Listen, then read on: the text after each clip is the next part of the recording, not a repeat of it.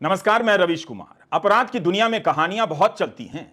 इन्हीं कहानियों में ढेर सारे तथ्य छिपे होते हैं और इन्हीं कहानियों के बीच से कई सारे तथ्यों को गायब भी कर दिया जाता है।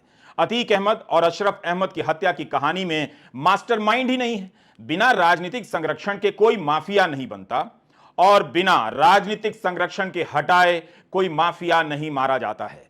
सुरक्षा में चूक एक बड़ा सवाल तो है, मगर यह संभव नहीं लगता कि पुलिस की अभिरक्षा में किसी को मार देने की योजना तीन लोगों ने केवल पहचान और पैसा कमाने के लिए बना ली। इसमें कोई शक नहीं कि अतीक अहमद एक दुर्दांत अपराधी था। 100 से अधिक मुकदमों में जमीन कब्जा से लेकर हत्या के कई मामलों के डिटेल बता देते हैं, लेकिन इस पर किसी को क्यों शक नहीं हो रहा कि अगर वो इतना बड़ा माफिया बना तो कई लोगों का संरक्षण भी रहा होगा, उसके भी कई लोग लाभार्थी रहे होंगे, कई लोग साझीदार भी रहे होंगे।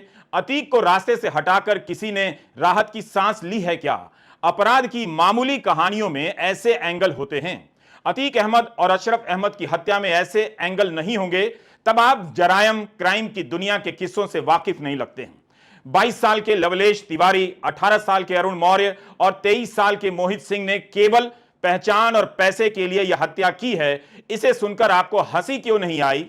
तब और हंसी क्यों नहीं आई कि अतीक के आतंकी और पाकिस्तान से कनेक्शन होने पर इन तीनों को गुस्सा आ गया। यह सब अखबारों में रिपोर्ट हुआ है और मैं वहीं से उठाकर इन कहानियों को जोड़कर बता रहा हूं। इन्हीं खबरों को आप ध्यान से देखेंगे तो बहुत कुछ मिल जाएगा और बहुत कुछ नहीं भी मिलेगा।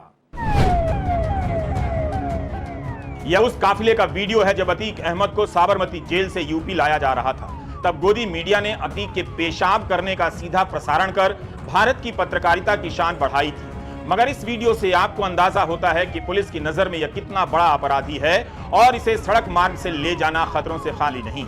इसलिए इतनी सुरक्षा है, पुलिस का काफी लंबा चौड़ा काफिला है। यह वीडियो मार्च का है। मीडिया ने रिपोर्ट किया था कि 45 लोगों की टीम है। 27 मार्च को जेल प्रशासन के महानिदेशक आनंद कुमार का बयान छपा है कि प्रयागराज जेल में सारी तैयारियां पूरी कर ली गई थीं। उच्च सुरक्षा वाले बैरक में रखा जाना था। 24 घंटे सीसीटीवी रहेगा। सेल के भीतर भी सीसीटीवी कैमरा लगा होगा। रिकॉर्ड देखकर जेल कर्मी तैनात किए जाएंगे। उनके कपड़े में भी बॉडी कैमरा लगा होगा। एक वीडियो वॉल बनाकर 24 घंटे निगरानी की जाएगी। 24 घंटे। तो उस वीडियो से क्या हत्या के समय की तस्वीरें हासिल कर ली गई हैं? आप प्रयागराज की अदालत की इस तस्वीर को देखिए। इस वीडियो में आप बहुत कुछ समझ सकते हैं। यहां जब अतीक अहमद को पेश किया जाना था तब कितने पुलिस वाले नजर आ रहे हैं? हथियारबंद पुलिस वालों से अदालत का परिसर छावनी में बदल गया है। यह बताने का इतना ही मकसद है कि कोई इस तरह का माफिया इतनी पुलिस की मौजूदगी में लाया ले जाया जा रहा हो, उसके बीच में घुसकर उसे मार देने वाला केवल पहचान और पैसे के लिए यह काम कर सकता है क्या? खासकर तब जब यूपी पुलिस की 2 दिन पहले असद और गुलाम के एनकाउंटर पर चर्चा हो रही थी और तारीफ की जा रही थी। अब आप नवभारत टाइम्स में राहुल पराशर की छपी एक रिपोर्ट को भी सामने रखिए। यह रिपोर्ट 17 मार्च को छपी है। इसके ऑनलाइन संस्करण में बताया गया है कि यूपी पुलिस ने 6 साल में 10,000 एनकाउंटर किए हैं। 10,000। 189 अपराधियों को मारा गया है। 10,814 एनकाउंटर की संख्या है। कायदे से इसी पर अलग से बहस होनी चाहिए, लेकिन अभी इसी के हवाले से एक सवाल आपके सामने रखना चाहता हूं। गोदी मीडिया और कई बार सरकार के मंत्री और बीजेपी के नेता और तमाम अन्य समर्थक कभी साफ साफ तो कभी इशारे में एनकाउंटर का समर्थन करते नजर आते हैं। बताते हैं कि अपराधियों में खौफ कायम हो गया है। तब फिर उसी यूपी में 3 अपराधी अति अत्याधुनिक पिस्टल से अतीक और अशरफ को मार देते हैं, तब जब वहां हथियारबंद पुलिस मौजूद थी और खबरों के अनुसार पुलिस गोली तक नहीं चलाती। यह घटना हुई है या होने दिया गया है? इस प्रश्न के साथ इस पर तो सोचिए कि इन अपराधियों के जो डिटेल आए हैं उसे तो यही लगता है कि ये तीनों बहुत मामूली किस्म के अपराधी रहे हैं, या फिर अभी पुलिस इनके बारे में बहुत डिटेल पता नहीं लगा सकी है। याद रखिए, इनके पास जो पिस्टल है उसकी कीमत 5 से 7 लाख बताई जा रही है, जबकि ये तीनों गरीब घर के बताए जा रहे हैं। तो क्या कोई मास्टरमाइंड नहीं रहा होगा? सोचते रहिए, सोचा भी कीजिए। क्या यह बात इतनी हल्की है कि इसे छोड़कर अतीक की कहानी बताई जा रही है? बताई जानी चाहिए। उसके दुर्दांत आपराधिक इतिहास से कौन इनकार कर रहा है? मगर यहां सवाल तो दूसरा है कि इतनी पुलिस की मौजूदगी में 2 लोगों को लाइव कैमरे पर गोली मार दी जाती है। इसमें कौन सी ऐसी बात है जिस पर यूपी की कानून व्यवस्था गर्व कर सकती है? यही वो कॉलविन अस्पताल है जहां अतीक और अशरफ की रात में हत्या हुई। इस जगह के बारे में इंडियन एक्सप्रेस के दीप्तिमान तिवारी ने अपनी रिपोर्ट में जो लिखा है उसे पढ़िए। दीप्तिमान लिखते हैं कि चौक से 29 सर्किल बनाए गए हैं जहां गोलियां गिरी हुई थी। हत्या जहां हुई वहां से मात्र 13 कदम चलकर अस्पताल के भीतर दाखिल हुआ जा सकता था। शनिवार रात 10 बजे धूमनगंज थाने से अस्पताल इन्हें लाया गया। पुलिस की 2 गाड़ियां थी, किसी रिपोर्ट में 3 गाड़ियों का जिक्र है। साथ में 20 पुलिस वाले चल रहे थे। अस्पताल के परिसर में पार्किंग की काफी जगह थी, फिर भी गाड़ी गेट के बाहर रोक दी गई। अतीक और अशरफ को यहीं उतारा गया और पैदल ले जाया जाने लगा। जैसा कि एक दिन पहले के इस वीडियो में आप देख सकते हैं। इस वीडियो को देखते हुए और एक्सप्रेस की रिपोर्ट को साथ पढ़ते हुए कई चीजें नजर आती हैं। दीप्तिमान लिखते हैं कि मीडिया को पता था कि अतीक और अशरफ को पुलिस अस्पताल ले जा रही है। थाने से ही पीछा कर रहे थे, मगर पुलिस ने इंटरव्यू करने नहीं दिया। लेकिन गाड़ी से उतरने के बाद 2 कदम ही चले थे कि मीडिया ने दोनों को घेर लिया। पहले दोनों ने बात नहीं की, मगर उसके बाद माइक की तरफ मुड़ गए। जवाब अभी निकलता उससे पहले गोलियां निकल गईं। लवलेश तिवारी ने फायर कर दिया। कासगंज का अरुण मौर्य, हमीरपुर का सन्नी भी साथ में गोली चला रहा था। पत्रकार भागने लग गए और अपराधी गोलियां चलाते रहे। 1 मिनट से भी कम समय में सब हो गया। दीप्तिमान की इस रिपोर्ट में ध्यान देने वाली बात यह है कि मीडिया कैसे अतीक और अशरफ के करीब पहुंच जाता है, साथ साथ अपराधी भी। दैनिक जागरण के पहले पन्ने पर जो छपा है उसे गौर कीजिए। इसमें गिरफ्तार लड़कों का बयान है कि हत्या के 1 दिन पहले अस्पताल की रेकी की थी, मुआयना किया था। मगर उसी जागरण की एक और खबर में यह छपा है कि अस्पताल के डॉक्टरों को पता ही नहीं था कि अतीक को लाया जा रहा है। यह बात कई और जगहों पर छपी है। तब इन्होंने अस्पताल का मुआयना किस जानकारी के आधार पर किया होगा? डॉक्टर को ही पता नहीं है, इन तीनों को कैसे पता हो गया? क्योंकि इन्हें पहचान और पैसा कमाना था, हद ही है। मीडिया में छपा है कि फर्जी पहचान पत्र बना लिया, मगर क्या अस्पताल में मीडिया का जो भी गया उनसे पहचान पत्र मांगा जा रहा था? किसने चेक किया? लोकल पत्रकारों को पता होता है कि साथ में कौन खड़ा है। 3 लोग एकदम से नए हों, किसी ने तो नोटिस किया ही होगा। अब आप धूमनगंज थाने का यह वीडियो देखिए। यह भी घटना से पहले का है। अतीक अहमद को यहां पूछताछ के लिए लाया गया। यहां पर मीडिया को थाने से बहुत दूर रोक दिया गया।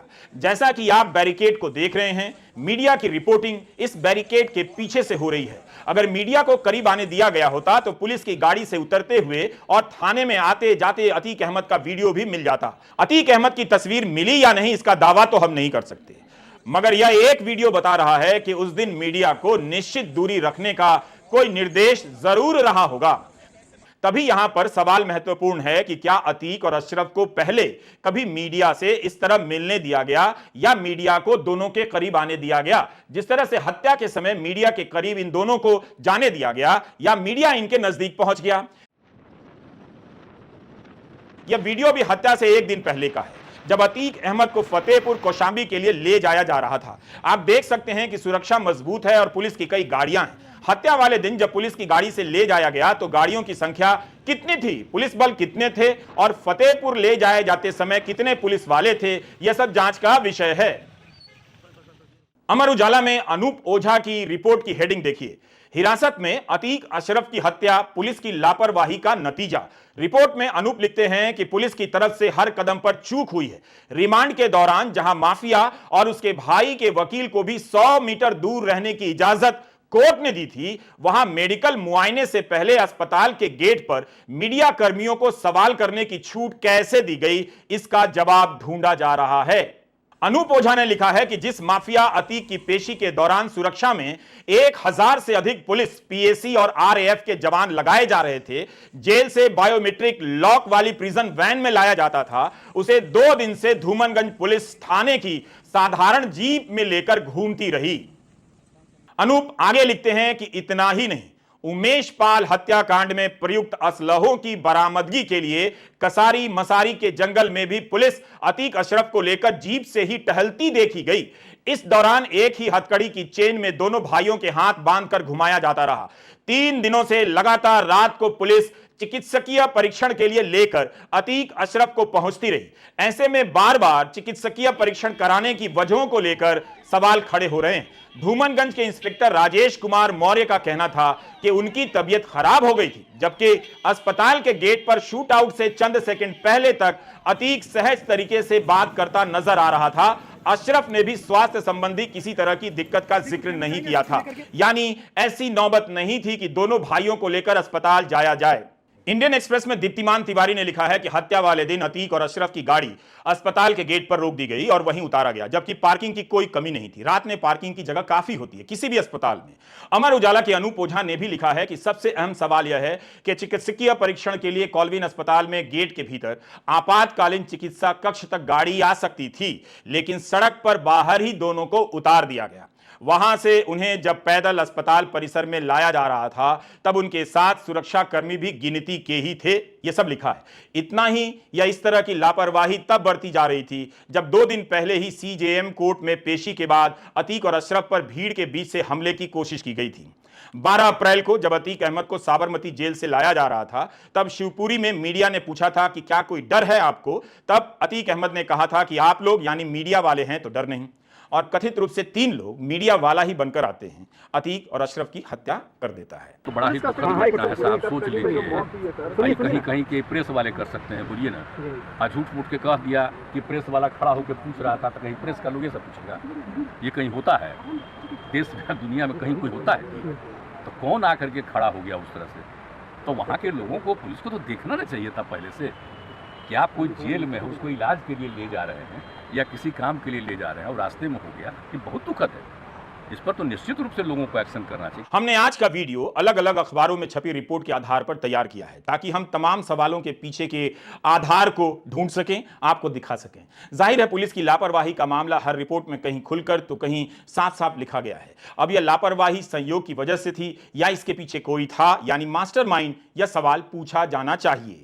सफेद पोशों का नाम लेना बना अतीक अशरफ के लिए काल। यह हेडिंग अमर उजाला की है। इसमें लिखा है कि रिमांड पर लिए जाने के बाद अतीक ने बड़े लोगों के नाम गिनाने शुरू कर दिए। इससे कई रसूखदारों की नींव हिलनी शुरू हो गई। माफिया से रिश्ते की आंच कुछ मंत्रियों, नेताओं और अफसरों तक पहुंचने की आशंका थी।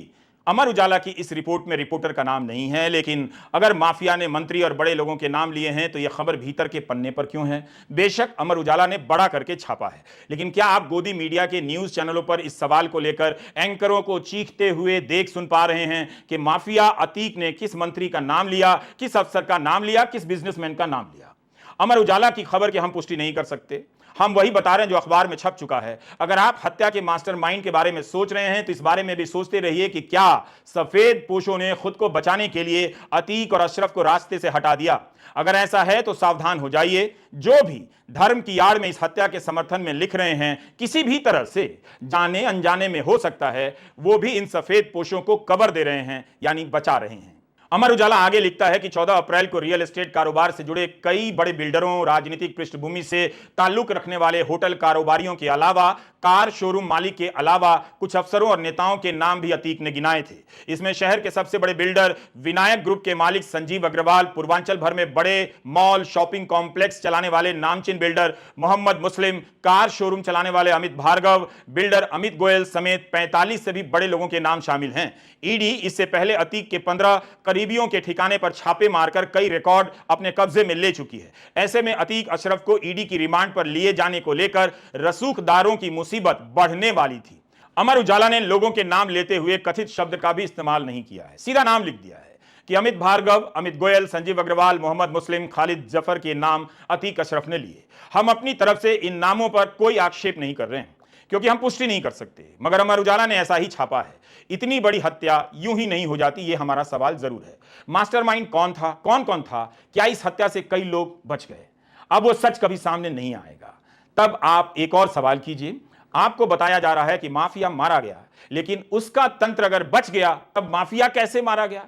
माफिया को बनाने वालों को कहीं बचा तो नहीं लिया गया, या इस तंत्र ने खुद को बचाने के लिए माफिया को रास्ते से हटा तो नहीं दिया? यह खबर पिछले शुक्रवार को दैनिक जागरण में छपी थी। इसकी हेडिंग है, माफिया के करीबी बिल्डर संजीव के घर पर 2.5 करोड़ के जेवरात और लैपटॉप जब्त। जागरण ने लिखा है कि माफिया अतीक के करीबी और शहर के नामी बिल्डर विनायक सिटी सेंटर के मालिक संजीव अग्रवाल के आलीशान आवास से करीब 2.5 करोड़ रुपए के जेवरात, कई लैपटॉप और मोबाइल जब्त किए गए हैं। अमित दीप मोटर्स के मालिक दीपक भार्गव के घर से भी लाखों रुपए के जेवरात जब्त हुए। लेखपाल सीताराम शुक्ला के घर पर भी ईडी का छापा पड़ा है। अखबार लिखता है कि ये लोग अतीक के काले धन को कथित रूप से सफेद करते थे। जाति और धर्म के आधार पर माफिया को बचाने या टारगेट करने वालों को एक बात समझ लेनी चाहिए, अपराध की दुनिया की जात एक ही होती है, अपराध और केवल अपराध। मीडिया रिपोर्ट में अतीक अहमद के करीबियों में दीपक भार्गव भी हैं, सीताराम शुक्ला भी हैं और संजीव अग्रवाल भी। अमर उजाला और दैनिक जागरण में छपी खबरों के आधार पर ही हमने आपको पढ़कर बताया। अतीक के साथ इनके कारोबारी रिश्ते क्या हैं, कितने गहरे हैं, इस पर हमारी कोई टिप्पणी नहीं है। अगर जांच में आपको यकीन है तो आप इस उम्मीद में थोड़ा तो टाइम खराब कर ही सकते हैं कि यह सब सामने आ जाएगा। हम अपना टाइम खराब नहीं करेंगे।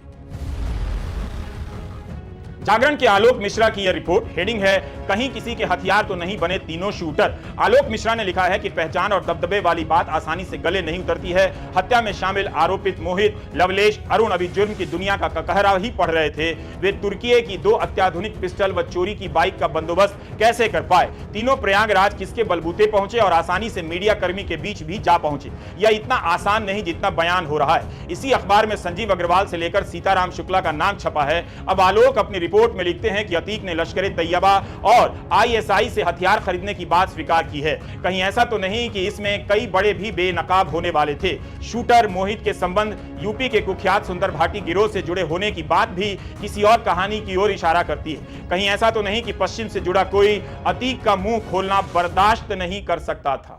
इन सवालों से लैस होकर इस हत्याकांड को देखिए तो पता चलेगा कि मामला धर्म का नहीं है। धर्म के नाम पर इसे सही बताने वाले एक गलती जानबूझकर कर रहे हैं। हिंदी प्रदेश के युवाओं का भविष्य बिगाड़ रहे हैं। ऐसे भावी अपराधियों को इशारा कर रहे हैं कि हत्या तुम करो, हत्यारा तुम बनो, जन समर्थन हम जुटा देंगे। लेकिन ऐसे युवकों को यह खेल समझ लेना चाहिए कि जन समर्थन से कानून नहीं बदलता है, राजनीति इस्तेमाल कर छोड़ देती है। तीनों पुलिस की गिरफ्त में हैं। अब आते हैं बंदूक की थ्योरी पर। अखबारों में इस पिस्टल के बारे में क्या क्या छपा है जिससे हत्या हुई है। तुर्की की पिस्टल है, इसकी कीमत 5 से 7 लाख बताई जा रही है। कहां से यह पिस्टल आई, किसने दिया, इस पर देखते हैं क्या क्या छपा है। जागरण में छपा है कि इन्हें गुस्सा आया क्योंकि अतीक के आतंकी और पाकिस्तान से कनेक्शन थे। मगर उसी जागरण में छपा है कि हत्या में इस्तेमाल पिस्टल पाकिस्तान से आई। लगाइए, अगर दिमाग है तो उसे काम पर लगाइए, वीडियो पूरा देखिए। दैनिक जागरण में छपा है कि सुंदर भाटी के इशारे पर अतीक के हत्यारों तक पहुंची जिगाना पिस्टल। हमीरपुर जेल में हुई थी मुलाकात। यह पिस्टल पाकिस्तान के रास्ते आई है। जागरण ने यह खबर सूत्रों के हवाले से लिखी है। सूत्रों ने दावा किया है कि पश्चिमी उत्तर प्रदेश के कुख्यात सुंदर भाटी के इशारे पर अतीक अहमद के हत्यारों तक जिगाना पिस्टल पहुंची। इस पिस्टल का प्रयोग पंजाब में हुई गायक सिद्धू मूसेवाला की हत्या में भी किया गया था। हालांकि अभी तक यह साफ नहीं हो पाया है कि सुंदर भाटी की अतीक से क्या दुश्मनी चल रही थी। कितनी कहानियां हैं। यूपी की जेलों में बंद कोई अपराधी इस तरह की पिस्टल की सप्लाई कर सकता है? इसका जवाब योगी जी से मांगा जाना चाहिए। फिर लवलेश, मोहित और अरुण के बारे में जितनी भी रिपोर्ट छपी है उससे लगता है कि अपराधी बड़े रसूखदार नहीं है। लगता है इनके पास बहुत पैसा है, ऐसा भी कहीं नहीं छपा है। 18 से 23 साल की उम्र है। अपराधी हैं, आपराधिक पृष्ठभूमि है, मगर उनके पास ऐसा हथियार और महंगा हथियार कैसे आया? आसमान से आ गया या किसी मास्टरमाइंड ने पहुंचा दिया? भारत में इस पिस्टल पर प्रतिबंध है। कमाल है, दावा किया जाता है कि पाकिस्तान की कमर तोड़ दी गई है। अब छापा जा रहा है कि पाकिस्तान से अवैध हथियार आए जा रहे हैं इतनी आसानी से। हमने बस यही किया है, अखबारों में छपी खबरों को आपके सामने रख दिया है। कई बातें साफ हो जा रही हैं, देखिए तो। अमर उजाला ने लिखा है कि इसी पिस्टल से पंजाबी गायक सिद्धू मूसेवाला को भी मारा गया। अखबार ने लिखा है कि पुलिस की जांच में सामने आया है कि तीनों हमलावर अलग अलग जिलों से आए। तीनों 48 घंटे से प्रयागराज में एक होटल में कमरा लेकर रुके। अलग अलग जिलों से आकर इन लोगों ने 48 घंटे में इतनी सटीक प्लानिंग कर ली। बाइक और बंदूक को लेकर जो रिपोर्टें छपी हैं उससे लगता नहीं कि सब कुछ 48 घंटे में हुआ है। या फिर यह भी हो सकता है कि प्लानिंग कोई और कर रहा था, बाद में इन्हें अंजाम देने के काम में लगा दिया गया होगा। तब वो कौन है, मास्टरमाइंड कौन है? मामला इतना साधारण है नहीं। मीडिया का फर्जी कार्ड, बाइक, माइक, कैमरा, अस्पताल का मुआयना, 7 लाख की पिस्टल, गोली चलाने वाला एकदम सधा हुआ गोली चलाता दिखता है। इस वीडियो को आप दोबारा देखिए जो हमने तैयार किया है, तो पता चलेगा कि हत्या के पीछे का मकसद केवल पहचान और पैसा कमाना नहीं हो सकता है, वो भी उस पुलिस के सामने जाकर हत्या करने से जिसके एनकाउंटर का बचाव गोदी मीडिया और सरकार के मंत्री तक करते हैं। इन अपराधियों को इतना तो पता होगा कि एनकाउंटर हो सकता है, तो फिर ये नाम और पैसा कमाने के लिए ये काम क्यों करने जाएंगे? इस पर यकीन वही कर सकता है जो प्रोपेगेंडा को सच मानता है। खबरें छप रही हैं कि तीनों बड़ा माफिया बनना चाहते थे, वो भी यूपी में, जहां माफिया राज को साफ कर देने की बात मुख्यमंत्री योगी आदित्यनाथ आए दिन करते हैं। उस यूपी में ये माफिया बनने की प्रैक्टिस कर रहे हैं। यूपी पुलिस की साख दांव पर लग गई है। हजारों एनकाउंटर को लेकर भी उसकी साख पर सवाल उठे हैं, मगर उससे वो बहुत चिंतित है ऐसा तो नहीं लगता। लेकिन क्या योगी आदित्यनाथ किसी भी तरह से इसे कामयाबी बता सकते हैं? जिस तरह से उनके मंत्री कह रहे हैं कि आसमानी फैसला है, किसी को भी दिख रहा है कि हत्या जमीन पर हुई है, इसके तार जमीन पर ही बिखरे पड़े हैं। सवाल है कि क्या 2 महीने बाद न्यायिक आयोग जब अपनी रिपोर्ट देगा तब क्या निकल कर आएगा? केवल सिपाहियों को बर्खास्त किया जाएगा या लापरवाही की जवाबदेही ऊपर तक भी तय होगी? अतीक और अशरफ को मारना माफिया का अंत हो सकता है, लेकिन इस काम को अंजाम देने वाला भी माफिया ही रहा होगा, चाहे वो पुराना माफिया हो या कोई नया बनने वाला हो। अगर आपकी हाउसिंग सोसाइटी में कोई इस हत्याकांड का किसी भी तरह से समर्थन कर रहा हो तो उसे मेरा वीडियो दिखा दीजिए। निश्चित ही आपको ग्रुप से निकाल देगा और कम से कम आपका जीवन आसान हो जाएगा। आप झूठ और फरेब के तर्कों से बच जाएंगे। नमस्कार, मैं रवीश कुमार।